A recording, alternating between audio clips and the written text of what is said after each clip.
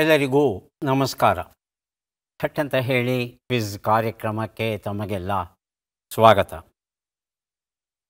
ಹಜ್ ಯಾತ್ರೆಗೆ ತುಂಬ ಜನ ಹೋಗಿದ್ದರು. ಅವರಲ್ಲಿ ಅಬ್ದುಲ್ಲಾ ಎನ್ನುವ ಶ್ರೀಮಂತನೂ ಸಹ ಒಬ್ಬ. ಅಬ್ದುಲ್ಲಾ ಮಲಗಿದ್ದಾನೆ.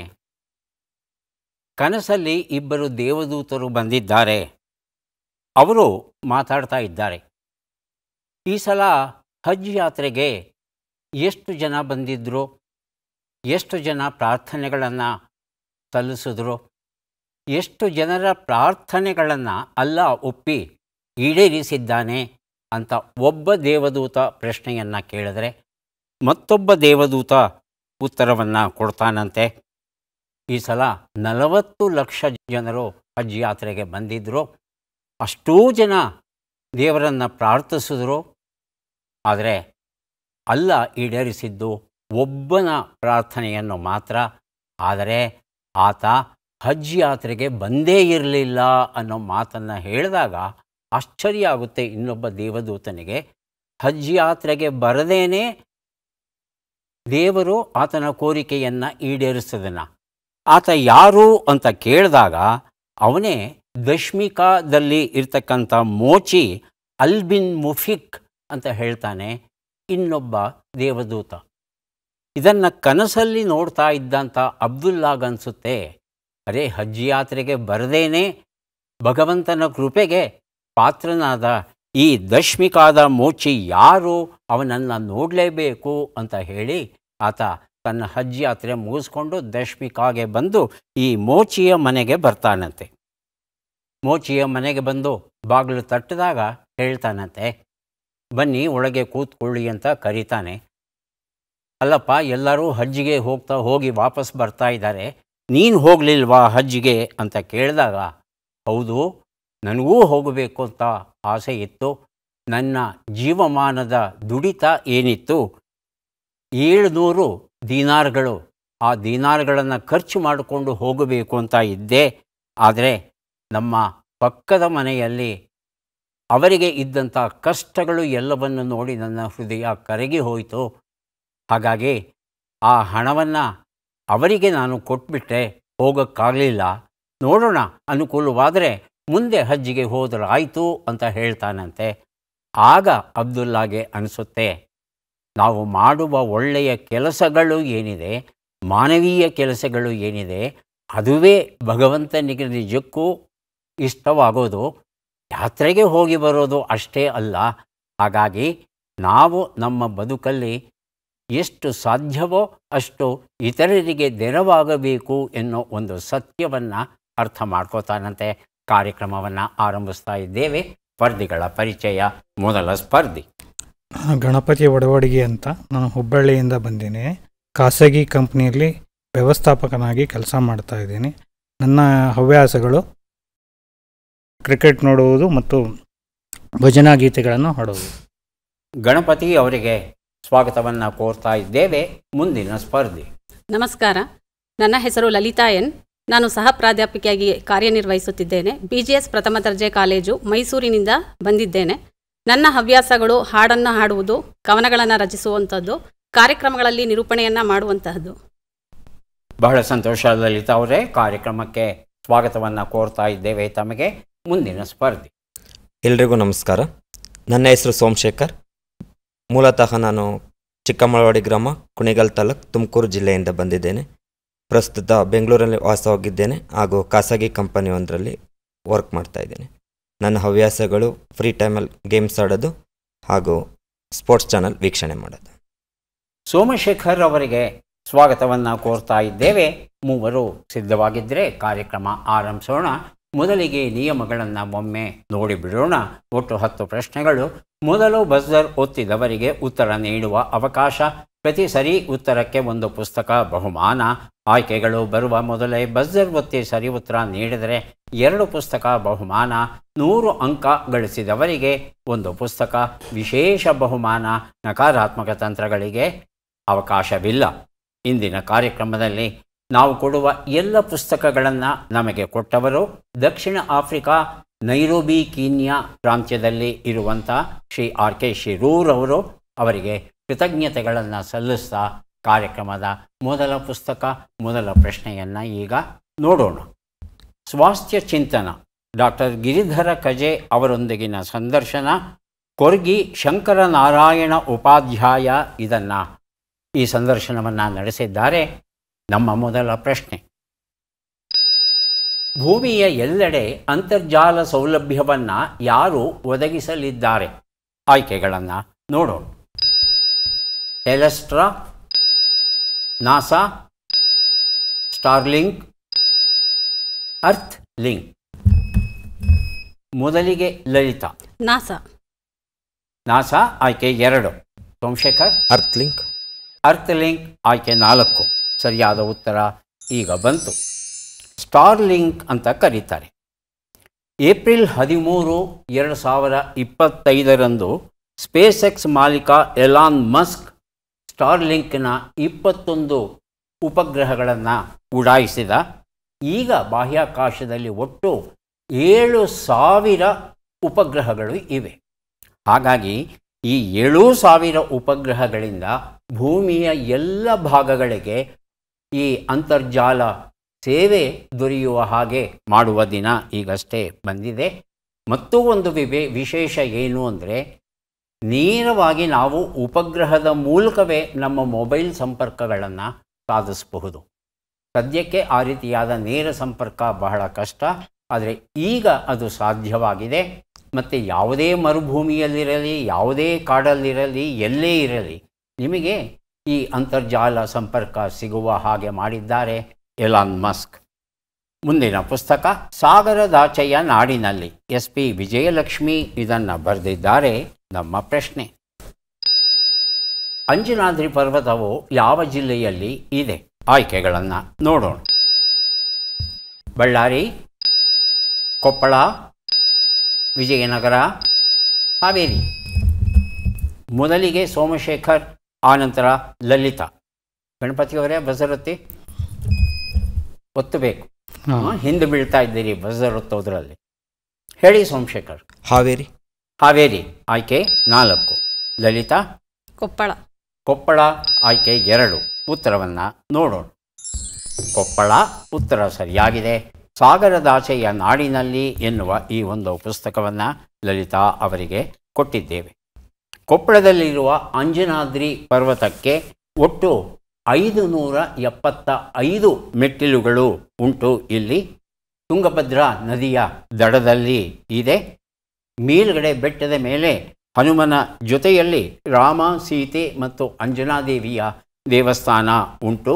ಈ ಬೆಟ್ಟದ ಮೇಲೆ ನಿಂತುಕೊಂಡು ಸೂರ್ಯೋದಯ ಮತ್ತು ಸೂರ್ಯಾಸ್ತವನ್ನು ನೋಡುವ ದೃಶ್ಯ ಏನಿದೆ ಅದು ಬಹಳ ಬಹಳ ರೋಚಕವಾಗಿರುತ್ತೆ ಅಂತ ಹೇಳ್ತಾರೆ. ಅಕ್ಟೋಬರ್ನಿಂದ ಫೆಬ್ರವರಿಯ ಒಳಗೆ ಬೆಟ್ಟ ಹತ್ತೋಕೆ ಹೋದರೆ ಅಷ್ಟು ಶ್ರಮ ಆಗಲ್ಲ. ಇಲ್ಲದೆ ಹೋಯ್ತು ಅಂದರೆ ವಿಪರೀತ ಬಿಸಿಲು, ಸ್ವಲ್ಪ ಕಷ್ಟ ಆಗುತ್ತೆ. ಸುಮಾರು 3/4 ಗಂಟೆಯಿಂದ 1 ಗಂಟೆ ಬೇಕಾಗುತ್ತೆ ಈ ಒಂದು ಬೆಟ್ಟವನ್ನು ಹತ್ತೋದಕ್ಕೆ. ಮುಂದಿನ ಪುಸ್ತಕ ಜ್ಯೋತಯ್ಯನ ಬಿದಿರು ಬುಟ್ಟಿ, ತೇಜಸ್ವಿನಿ ಹೆಗಡೆ ಬರೆದ ಕಥೆಗಳ ಕೃತಿ. ನಮ್ಮ ಪ್ರಶ್ನೆ: ಬ್ರಿಟಿಷರು ಮರಾಠರ ಮೇಲೆ ಯಾವ ಯುದ್ಧದಲ್ಲಿ ಅಂತಿಮ ವಿಜಯವನ್ನು ಪಡೆದರು? ಆಯ್ಕೆಗಳನ್ನು ನೋಡೋಣ. 3ನೆಯ ಆಂಗ್ಲ ಮರಾಠ ಯುದ್ಧ, 4ನೆಯ ಆಂಗ್ಲ ಮರಾಠ ಯುದ್ಧ, ಬಕ್ಸರ್ ಯುದ್ಧ, ಹಳದಿ ಘಾಟ್ ಯುದ್ಧ. ಮೊದಲಿಗೆ ಲಲಿತಾ, ಆನಂತರ ಗಣಪತಿ. ಹಳದಿ ಘಾಟ್ ಯುದ್ಧ ಆಯ್ಕೆ 4. ಗಣಪತಿ 3ನೇದು ಆಯ್ಕೆ 3. ಆಯ್ಕೆ ಬಕ್ಸರ್ ಯುದ್ಧ ಆಯ್ಕೆ 3. ಬಕ್ಸರ್ ಯುದ್ಧ ಅಂತ ಹೇಳ್ತಾ ಇದ್ದಾರೆ. ಸರಿಯಾದ ಉತ್ತರವನ್ನು ಈಗ ನೋಡೋಣ. ಸರಿಯಾದ ಉತ್ತರ 3ನೆಯ ಆಂಗ್ಲ ಮರಾಠ ಯುದ್ಧ ಆಗಿತ್ತು. 1817ರಿಂದ 1818ರವರೆಗೆ ಸುಮಾರು 1 ವರ್ಷ ಕಾಲ ನಡೆಯುತ್ತೆ. 2 ಗುಂಪುಗಳು ಸೈನ್ಯ. ಮೊದಲನೇ ಸೈನ್ಯದಲ್ಲಿ ಇರ್ತಾರೆ general Hastings, East India company plus Hyderabad. ಇನ್ನೊಂದು ಕಡೆ ಮರಾಠರ ಕಡೆ ಗ್ವಾಲಿಯರ್, ಇಂದೋರ್, ನಾಗಪುರ್ ಹಾಗೂ ಪಿಂಡಾರಿಗಳು. ಇವರದೆಲ್ಲ ಒಂದು ಗುಂಪು. ಹೀಗೆ 2 ಗುಂಪುಗಳ ನಡುವೆ ಯುದ್ಧ ನಡೆದಾಗ ಅಂತಿಮವಾಗಿ ಬ್ರಿಟಿಷರು ಗೆಲ್ತಾರೆ. ಗೆದ್ದಾಗ ಈ ಮರಾಠ ಸಾಮ್ರಾಜ್ಯ ಅಂತ ಏನು ಒಂದು ಬೃಹತ್ತಾಗಿತ್ತು ಅವೆಲ್ಲವೂ ಛಿದ್ರವಾಗುತ್ತೆ. ಆ ಎಲ್ಲ ಛಿದ್ರ ಭಾಗಗಳಲ್ಲಿ ಬ್ರಿಟಿಷರೇ ಹೋಗಿ ತಮ್ಮ ಆಡಳಿತವನ್ನು ಸ್ಥಾಪಿಸೋದಕ್ಕೆ ಶುರು ಮಾಡ್ತಾರೆ. ಮರಾಠರಲ್ಲಿ ಇದ್ದಂಥ ಅಂತಃಕಲಹ ಏನಿದೆ, ಆ ಅಂತಃಕಲಹವೇ ಬ್ರಿಟಿಷರ ಗೆಲುವಿಗೆ ಕಾರಣ ಅಂತ ಹೇಳ್ತಾರೆ ಇತಿಹಾಸಕಾರರು. ಮುಸ್ಸಂಜೆಯ ಕಥೆಗಳು, ಉದಯಕುಮಾರ ಹಬ್ಬು ಬರೆದಿರುವಂಥದ್ದು ನಮ್ಮ ಪ್ರಶ್ನೆ. ಭಾರತದ ಯಾವ ಸಂಸ್ಥೆಯು 2023ರಲ್ಲಿ 6G ಟೆಸ್ಟ್ ಬೆಡ್ ಪ್ರಯೋಗವನ್ನು ಯಶಸ್ವಿಯಾಗಿ ನಡೆಸಿತು? ಆಯ್ಕೆಗಳನ್ನು ನೋಡೋಣ. CDAC, IIT Madras, IISc Indian institute of science, IIT Bombay. ಮೊದಲಿಗೆ ಸೋಮಶೇಖರ್, ಆನಂತರ ಗಣಪತಿ.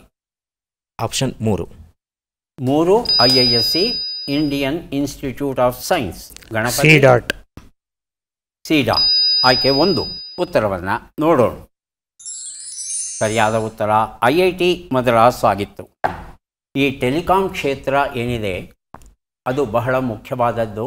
ಇಡೀ ದೇಶದ ಸಂಪರ್ಕವನ್ನು ಸಾಧಿಸುವಂಥ ಈ ಟೆಲಿಕಾಂ ಕ್ಷೇತ್ರ ಮುಂದೆ ಬಹುದೊಡ್ಡ ಕ್ರಾಂತಿಯನ್ನು ಮಾಡಲಿದೆ. ಆ ಕ್ರಾಂತಿಗೆ ಅಗತ್ಯವಾಗಿ ಇರ್ತಕ್ಕಂಥ ಪ್ರಯೋಗಗಳು ಏನಿದೆ, 6G ಟೆಸ್ಟ್ ಬೆಡ್ ಅನ್ನೋದು ಅದು IIT ಮದ್ರಾಸಲ್ಲಿ ಯಶಸ್ವಿಯಾಗಿದೆ. ಹಾಗಾಗಿ ಮುಂದಿನ ದಿನಗಳಲ್ಲಿ ಸಂಪರ್ಕ ಮತ್ತಷ್ಟು ಸುಲಭವಾಗಬಹುದು.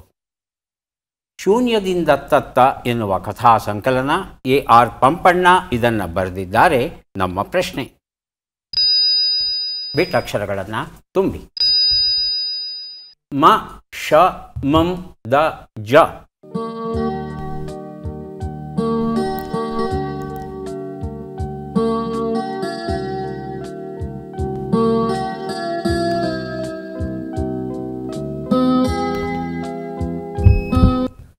ಬರೆದಿರುತ್ತಿದ್ದಾರೆ ಲಲಿತಾ. ಮಹಿಷಮಂಡಲದ ಜಯಿಸು. ಮಹಿಷಮಂಡಲದ ಅರ್ಥವಾಯಿತು ನನಗೆ. ಮಹಿಷಮಂಡಲದ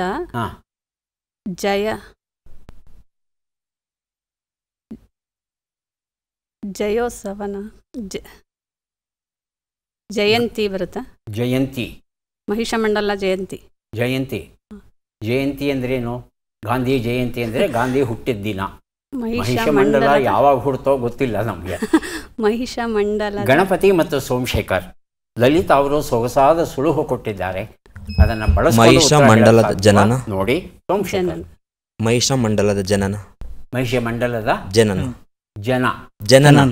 ಜನನ ಹುಟ್ಟೋದು ಗೊತ್ತಿಲ್ಲಪ್ಪ ನಮ್ಗೆ. ಯಾವತ್ತು ಹುಡ್ತೋ ನಿಮಗೆ ಗೊತ್ತಿದೆಯಾ? ನನಗಂತೂ ಗೊತ್ತಿಲ್ಲ. ಗಣಪತಿ, ಉತ್ತರವನ್ನು ನೋಡೋಣ. ಮಹಿಷಮಂಡಲದ ಜನರು ಅಷ್ಟೇ. ಜನನ ಅಂತ ಹೇಳ್ತಂದ್ರೆ ಭಾಳ ಕಷ್ಟ ಆಗುತ್ತಪ್ಪ. ಮಹಿಷಮಂಡಲ ಯಾವಾಗ ರೂಪೊಳ್ತು ಯಾರಿಗೂ ಗೊತ್ತು. ಕೌದಿಯೊಳಗಿನ ಕನಸುಗಳು ಕಥಾ ಸಂಕಲನ, ಮಂಗಳಾ ಪ್ರಸಾದ್ ಬರೆದಿರುವಂಥದ್ದು. ಪ್ರಶ್ನೆ, ಈ ಕೆಳಗಿನ ಲೆಕ್ಕಗಳನ್ನು ಪೂರ್ಣಗೊಳಿಸಿ ಉತ್ತರಗಳನ್ನೆಲ್ಲ ಕೂಡಿ ಅಂತಿಮ ಉತ್ತರವನ್ನು ನೀಡಿ. ಲೆಕ್ಕಗಳು ಬಂದಿವೆ. 42 ಕೂಡು 32, 78 ಕಳೆ 48, 25 ಗುಣಿಸು 9, 170 ಭಾಗಿಸು 5.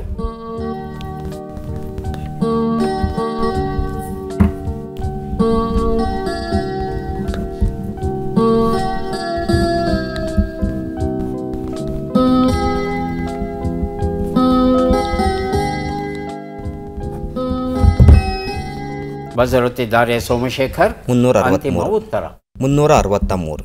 363. ಲಲಿತಾ ಮತ್ತು ಗಣಪತಿ ಇನ್ನು ಲೆಕ್ಕವನ್ನು ಮಾಡ್ತಾ ಇದ್ದಾರೆ. 354. ಒಂದು ಉತ್ತರ 74, 30, 225, 34 ಎಲ್ಲವನ್ನು ಕೂಡಿದ್ರೆ 363 ಬರಬೇಕು. ಈ ಉತ್ತರವನ್ನು ಸೋಮಶೇಖರ್ ಕೊಟ್ಟಿದ್ದಾರೆ. ಕೌದಿಯೊಳಗಿನ ಕನಸುಗಳು ಎನ್ನುವ ಈ ಒಂದು ಪುಸ್ತಕವನ್ನು ಅವರಿಗೆ ಕೊಟ್ಟಿದ್ದೇವೆ. ಈಗ ಕೊಡ್ತಾ ಇದ್ದೇವೆ ಮಾವಳ್ಳಿ ಐತಿಹ್ಯಗಳು ಎನ್ನುವ ಸ್ಮರಣ ಸಂಚಿಕೆ. ನಮ್ಮ ಪ್ರಶ್ನೆ, ಈ ಪದ್ಮ ಪುರಸ್ಕೃತರನ್ನು ಗುರುತಿಸಿ.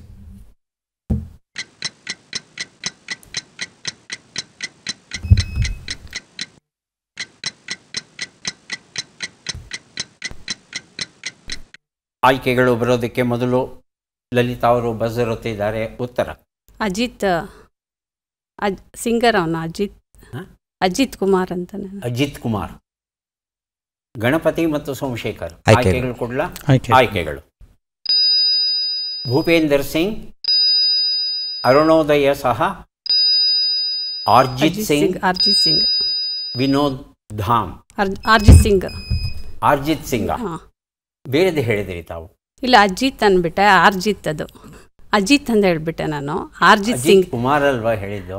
ಸಿಂಗ್ ಅಂತ ಅಲ್ಲ, ಅದೇ ಸ್ಟಾರ್ಟಿಂಗ್ ಸಿಂಗ್ ಬೇರೆ ಕುಮಾರ್ ಬೇರೆ. ಓಕೆ, ಒಂದೇ ಆಗ್ಲಿಕ್ಕೆ ಸಾಧ್ಯ ಇಲ್ಲ. ಆಯ್ತು, ಹೇಳಿ ಸೋಮಶೇಖರ್. ಆಪ್ಷನ್ 3 ಅರ್ಜಿತ್ ಸಿಂಗ್. ಅದೇ ಉತ್ತರವಾ? ಅದೇ. ಅರ್ಜಿತ್ ಸಿಂಗ್. ಗಣಪತಿ? ಅದೇ ಉತ್ತರ. ಉತ್ತರವನ್ನು ನೋಡೋಣ. ಅರ್ಜಿತ್ ಸಿಂಗ್ ಸರಿಯಾಗಿತ್ತು. ಹಾರ್ಟ್ ಸೀಟಿನ ಪ್ರಭಾವ. ಲಲಿತಾ ಅವರಿಗೆ ಉತ್ತರ ಗೊತ್ತಿದ್ದರೂ ಸಹ ಅದನ್ನು ಹೇಳೋಕ್ಕೆ ಆಗಲಿಲ್ಲ. ಕುಮಾರ್ಗೂ ಸಿಂಗಿಗೂ ಸ್ವಲ್ಪ ಗೊಂದಲ ಆಗೋಯ್ತು. ಪದ್ಮಶ್ರೀ ಗೌರವ ಸಿಕ್ಕಿದೆ ಅರ್ಜಿತ್ ಸಿಂಗ್ ಅವರಿಗೆ. ಪಶ್ಚಿಮ ಬಂಗಾಳದವರು. ಹಿನ್ನೆಲೆ ಗಾಯಕರಾಗಿ ಇವರು ಚಲನಚಿತ್ರಗಳಲ್ಲಿ ಸೂಫಿ ಗಾಯನ, ಜಾನಪದ ಗಾಯನ ಇತ್ಯಾದಿಗಳನ್ನು ಇವರು ಹಾಡ್ತಾರೆ. ಅನೇಕ ರಾಷ್ಟ್ರೀಯ ಪ್ರಶಸ್ತಿಗಳನ್ನು, ಫಿಲಮ್ಫೇರ್ ಪ್ರಶಸ್ತಿಗಳನ್ನು ಸಹ ಪಡೆದಿದ್ದಾರೆ ಅರ್ಜಿತ್ ಸಿಂಗ್ ಅವರು. ಸೋಮಶೇಖರ್ ಅವರಿಗೆ ಪುಸ್ತಕವನ್ನು ಕೊಟ್ಟಿದ್ದೇನೆ. ಮಾಸ್ತಿ ಕಥಾಲೋಕ LV ಶಾಂತಕುಮಾರಿ ಬರೆದಿರುವಂಥದ್ದು ನಮ್ಮ ಪ್ರಶ್ನೆ. ಈ ಅಕ್ಷರಗಳನ್ನು ಸರಿಯಾಗಿ ಜೋಡಿಸಿ. ಅಕ್ಷರಗಳು: ಇಂ, ತೆ, ಡು, ದ್ರ, ಪ, ಮು, ಚ, ತಿ.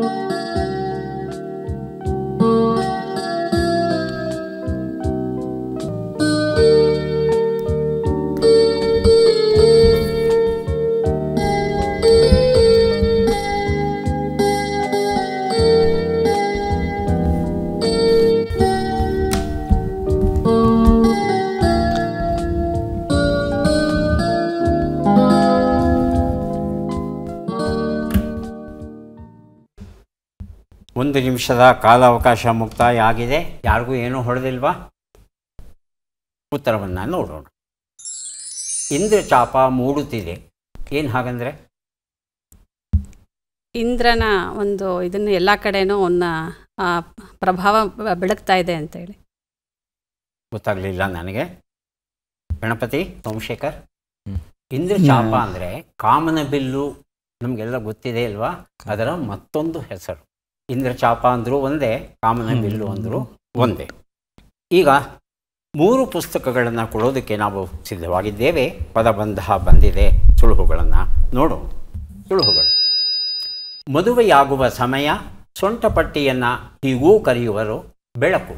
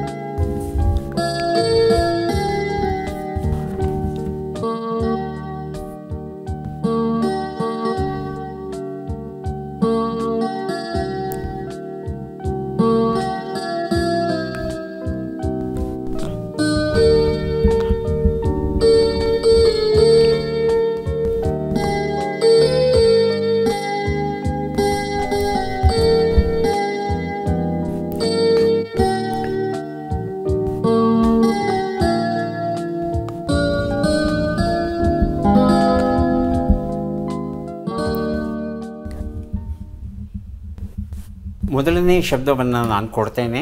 ಎರಡನೇ ಶಬ್ದ ಮೂರನೇ ಶಬ್ದಕ್ಕೆ. ಮೊದಲನೇದು ಕೊಡ್ತೀರಾ? ಹೇಳಿ. ಕಂಕಣ ಭಾಗ್ಯ.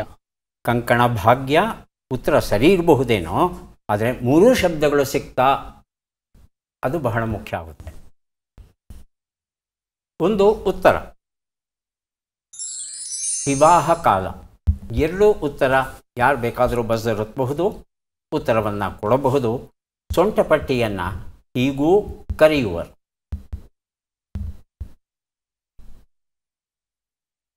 ನ್ಯಾಯಾಲಯಗಳಲ್ಲಿ ಒಬ್ಬ ವ್ಯಕ್ತಿ ಇರ್ತಾನೆ, ನ್ಯಾಯಾಧೀಶರು ಹೇಳುವ ಹಾಗೆ ಕೇಳ್ತಾನೆ.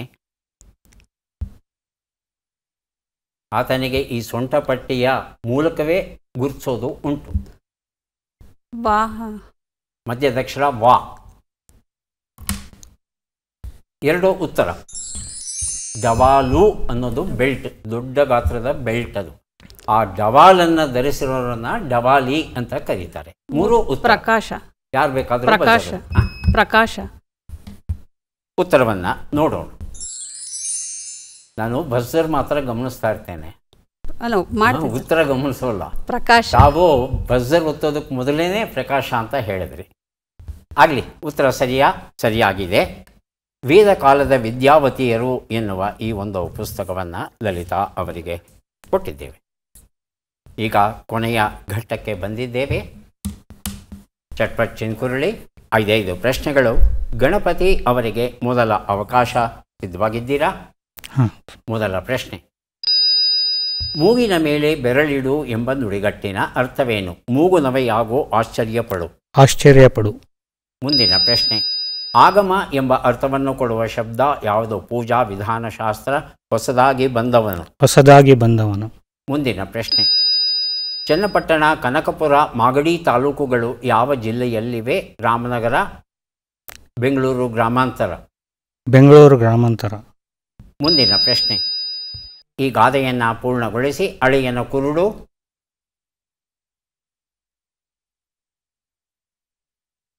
ಮುಂದಿನ ಪ್ರಶ್ನೆ. ಈ ಒಗಟನ್ನು ಬಿಡಿಸಿ. ಈಟುದ್ದ ಹುಡುಗ ಏಟುದ್ದ ಪೇಟ ಸುತ್ತಮ್ನೆ. ಉತ್ತರವನ್ನು ನೋಡ್ತಾ ಹೋಗೋಣ. ಒಂದು ಉತ್ತರ ಆಶ್ಚರ್ಯಪಡು. ಎರಡನೇ ಪ್ರಶ್ನೆಗೆ ಉತ್ತರ ಆಗಮ ಅಂದರೆ ಪೂಜಾ ವಿಧಾನದ ಶಾಸ್ತ್ರ. ಮೂರನೇ ಪ್ರಶ್ನೆಗೆ ಉತ್ತರ ರಾಮನಗರ. ನಾಲ್ಕನೇ ಪ್ರಶ್ನೆಗೆ ಉತ್ತರ ಅಳಿಯನ ಕುರುಡು, ಬೆಳಗಾದರೆ ಗೊತ್ತಾಗುತ್ತೆ. ಉತ್ತರ ಕೊಟ್ಟಿದ್ದೀರಾ?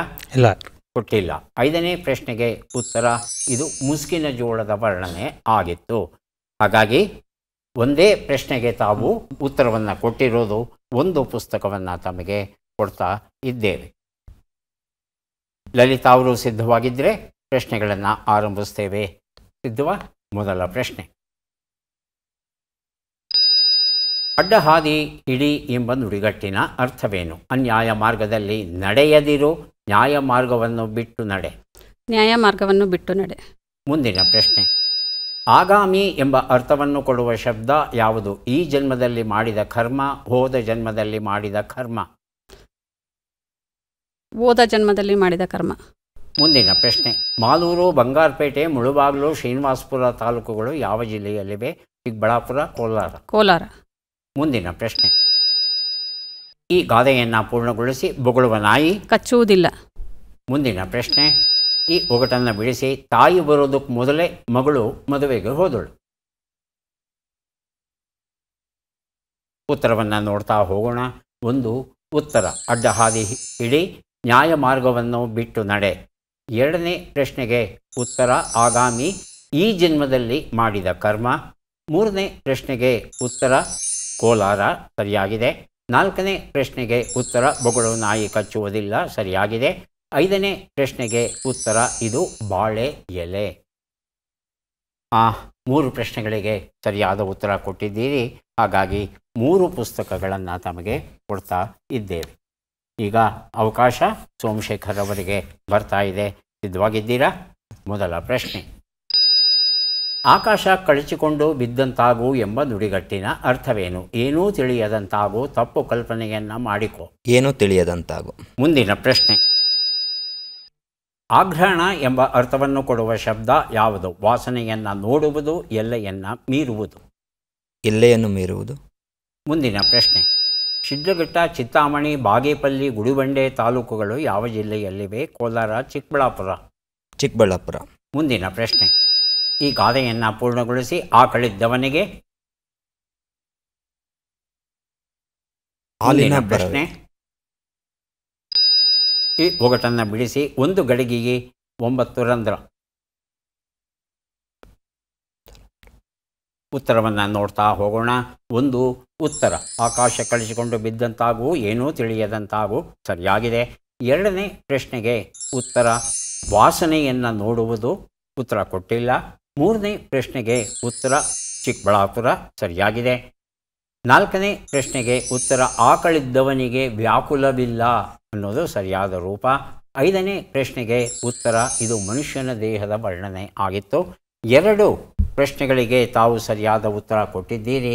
ಹಾಗಾಗಿ 2 ಪುಸ್ತಕಗಳನ್ನು ತಮಗೆ ಕೊಡ್ತಾ ಇದ್ದೇವೆ.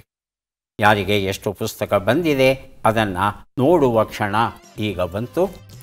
ಮೊದಲಿಗೆ ಗಣಪತಿ ಅವರಿಗೆ ಮಾಸ್ತಿ ಕಥಾಲೋಕ LV ಶಾಂತಕುಮಾರಿ ಅವರು ಬರೆದಂಥ ಪುಸ್ತಕವನ್ನು ಕೊಡ್ತಾ ಇದ್ದೇವೆ. ದಯವಿಟ್ಟು ಪುಸ್ತಕವನ್ನು ಸ್ವೀಕರಿಸಿ. ಕಾರ್ಯಕ್ರಮದಲ್ಲಿ ಭಾಗವಹಿಸಿದ್ದಕ್ಕೆ ಧನ್ಯವಾದಗಳು.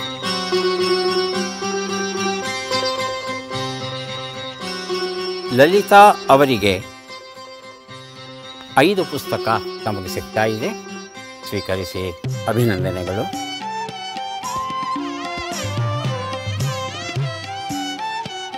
ಸೋಮಶೇಖರ್ ಅವರಿಗೆ 4 ಪುಸ್ತಕ ಸಿಗ್ತಾ ಇದೆ. ಸ್ವೀಕರಿಸಿ, ಅಭಿನಂದನೆಗಳು.